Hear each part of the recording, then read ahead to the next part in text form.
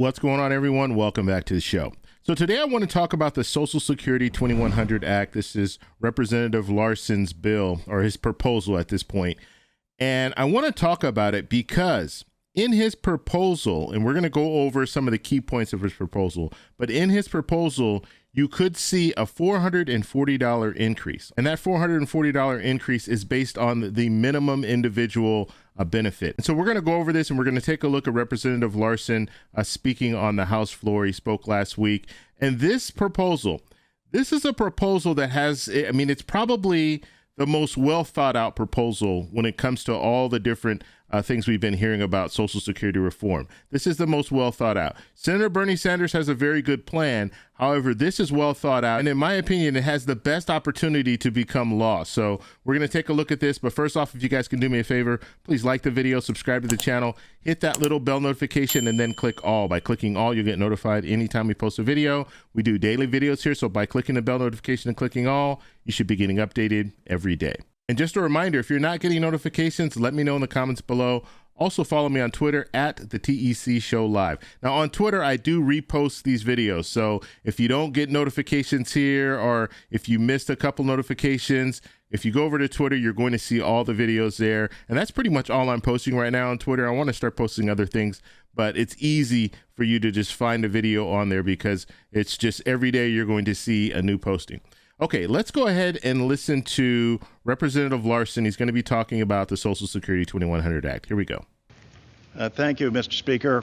I rise today to address the chamber for 5 minutes and talk about what political scientists are calling a polycrisis. A polycrisis is a multiple events that have happened globally that have an enormous impact not only on the world, but here. I'm going to focus on just 3 of them right now. The pandemic that we're currently going through, Mr. Speaker, which has been extraordinary, as well as the supply chain issues that have happened. A global pandemic creating global supply chain issues, which led to ensuing global inflation. And in the midst of that, the Ukraine war, which has become a global war, again impacting supply chain and other issues. Who in the United States of America has this impacted the most? In our country, this pandemic has impacted the elderly. Of the 1.2 million people who have passed away, over 850,000 are over the age of 65. With regard to inflation, the group that is hurt most by inflation are people on fixed incomes, and that would be the close to 70 million Social Security recipients here in this nation. We have a crisis in this country, a pension crisis, and a crisis that Congress has neglected for more than 52 years. 1971 was the last time that Congress did anything to enhance Social Security benefits. A gallon of milk was 72 cents at that time. A lot has changed since 1971, but what hasn't changed is Congress's recalcitrance to address the needs of our seniors. Social Security is the #1 anti-poverty program for seniors and the #1 anti-poverty program for children. And yet, there are 5 million Americans currently who get below poverty level checks from the federal government, having paid all of their lives into a system. And the only reason that's so is because Congress hasn't acted. It's long overdue for Congress to act. We have legislation that we'll be introducing in the Ways and Means Committee that will enhance Social Security. Across the board increases for everyone, lift people out of poverty, provide every single district with economic recovery. Why? Because on average, there's 145,000 people per congressional district who are on Social Security. And that money is spent right back in that congressional district. People are not buying back stock options with their Social Security checks. They're spending it at the grocery store. They're spending it on rent. They're spending it on prescription drugs. That's what's needed. It's long overdue for Congress to act. It's not simply a question of protecting or saving Social Security. It's doing something to end this crisis in the midst of the worst pandemic, in the midst of inflation, in the midst of a supply chain issue, to make sure that our elderly and our people are being protected. And with that, Mr. Speaker, I yield back my time. Okay, so that was Representative Larson. So at the end there, you heard him talking about the urgency and why this is important to move forward with Social Security reform and to move forward with this Social Security 2100 Act. Now, I want to show you, I'll go ahead and pull up the different proposals that we know of right now. Okay, now I'm going to mainly focus on the proposal over here from Representative Larson. I've gone over these other proposals. I did a video probably about a month ago. I will link that video to this video so you can check that out. As a matter of fact, in the comments, at the very top of the comments, I'll have a link to that other video where I go over in detail about both of these other plans. But one thing that I do want to focus on when it comes to these plans, just right off the bat, when it comes to Bernie Sanders' plan, we're talking about $250,000. So raising the cap. So anyone making $250,000 or more will be paying into the payroll tax again. Right now, they don't have to pay into the payroll tax. Anyone making $160,200 no longer has to pay into the payroll tax. So they pay up until that amount, and then once they get past that amount, they don't have to continue paying into the payroll tax. The payroll tax is what goes to Social Security, and that's how benefits are divvied out. The money is coming from the payroll tax. So it would make sense to raise that cap, because if you raise that cap, now you have more revenue coming in and you can provide more benefits, and you can make Social Security solvent, because right now we're looking at a situation where the trust fund will run out of money in about 10 years. So Bernie Sanders' plan, $250,000. Larson's plan is $400,000. Okay. Now, $400,000. Anyone making over $400,000 will have to pay into the payroll tax. Now that's a huge gap, right? So the reason why Representative Larson did this is because President Biden has made the pledge that he will not raise taxes on anyone making $400,000 or less. And so because he's made that pledge, he can't go against that pledge. So that makes Senator Bernie Sanders' plan a hard plan to pass, because it would be going against the pledge, the key pledge that President Biden put forward. So Representative Larson's plan, $400,000 or more, that's when they're going to raise the cap, so those people have to pay into the payroll tax.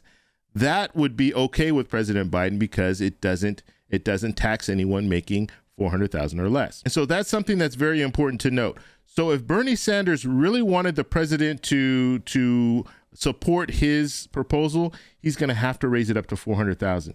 If he doesn't raise it up to $400,000, then President Biden will not be able to do anything with that. So that doesn't mean that it doesn't have a chance. That doesn't mean that Senator Bernie Sanders' plan doesn't have a chance. It just means that when we're looking at this situation, we know what the pledge is.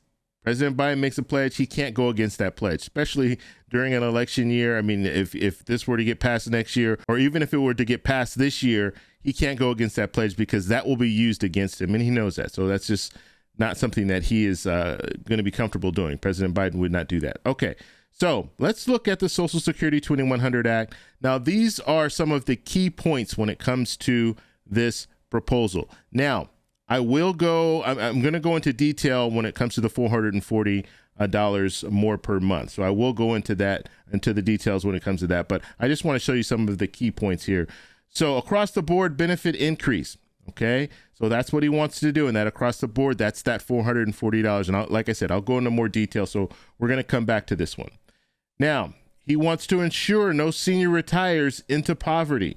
Okay, he also wants to repeal the WEP CPO that penalizes public servants. Now, I understand not everyone's a public servant, or not everyone worked in that, as a public servant, so this will not apply to everyone. But like I said, when it comes to this proposal, it focuses on Social Security mainly, but it also reaches different areas, and that's very important because that will give it more support, because you're going to have some politicians, some lawmakers are going to look at this and say, okay, well, you know what, I'm interested in that part, or I'm interested in this part, so let's take it a little more serious than if it were just specifically Social Security.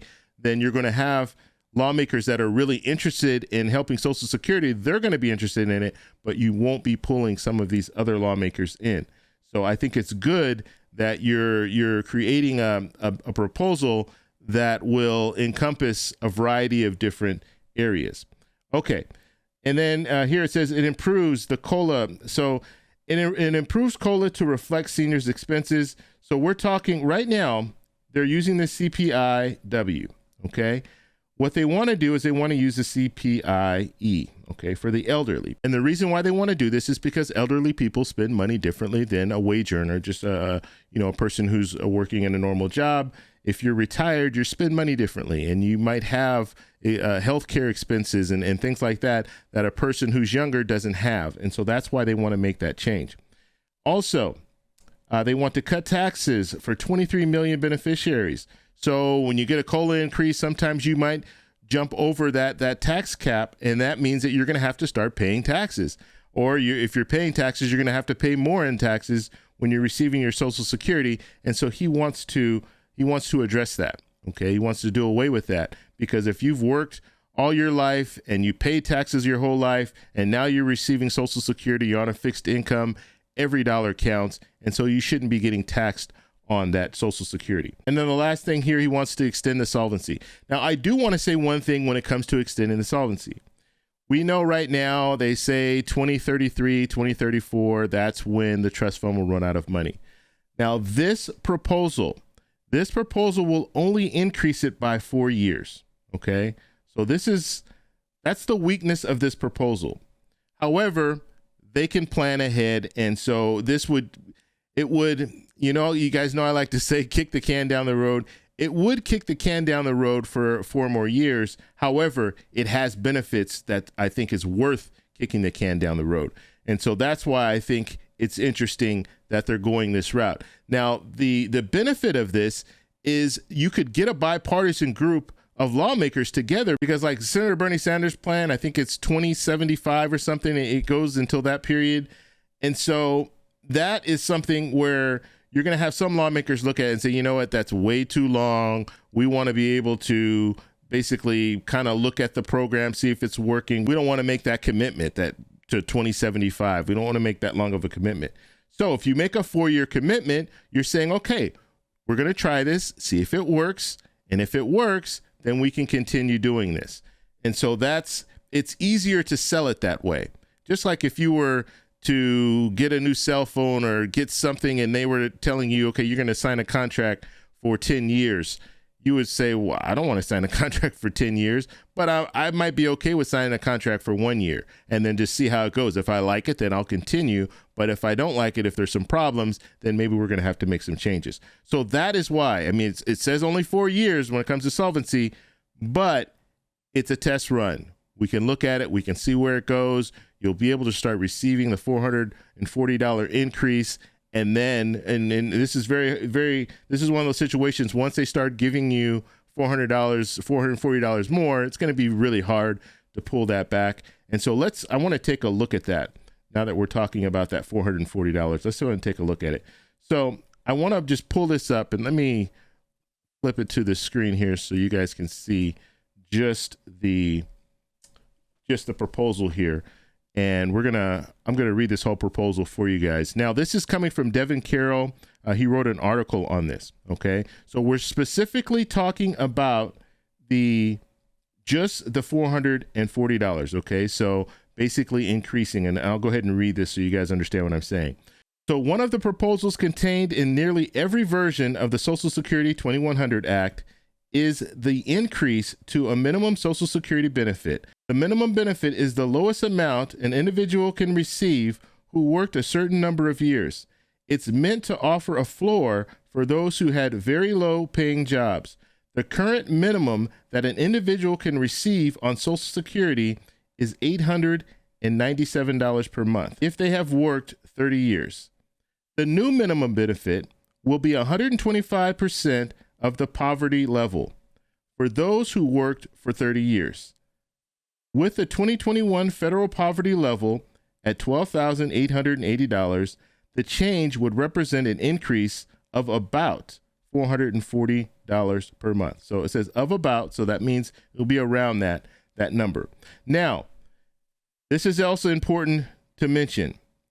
This would sunset in 2026. Okay, so this would only last for about, give or take, depending on when if they were to pass this, it would last for 4 or 5 years. Now, the thing with the $440 increase, I know you're saying, well, I want to get it for the rest of my life. I don't want to just get it for 4 to 5 years.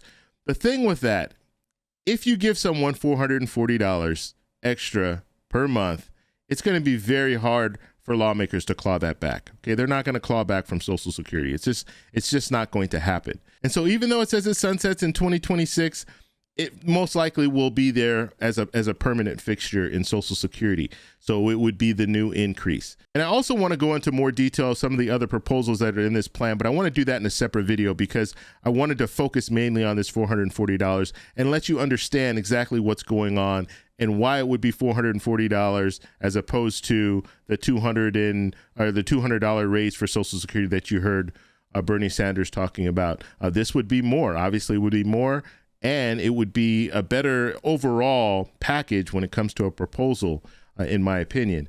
So I want to know what you guys think about this. So let me know in the comments below. I did a video about $516 more per month, and that would get you to a point that the Senior Citizen League, they did a study, and it said that you would need, if you were receiving Social Security back in 2000, you started receiving it in 2000, and then we move fast forward to 2023, you would see a loss of about $516 per month. And that's because of inflation. So to get you to match inflation, you would need $516. And so a $516 increase is what the Senior Citizens League is saying. However, this is a nice chunk, $440 extra per month. That's a nice chunk for most people, I would say. So I want to know what you guys think about that. So let me know down below. If you like this video, please give me a thumbs up. Please subscribe for more. We're going to be talking more about this Social Security 2100 Act. I think this is the best opportunity when it comes to the proposals that are out there that we've heard about so far. And I think when it comes to this proposal, they'll probably, even if this proposal doesn't go as a whole, because of course they're going to have to negotiate it, there are going to be parts of this proposal that will be in a Social Security reform plan. And like I said, Representative Larson did a lot of work, and this is a well thought out plan.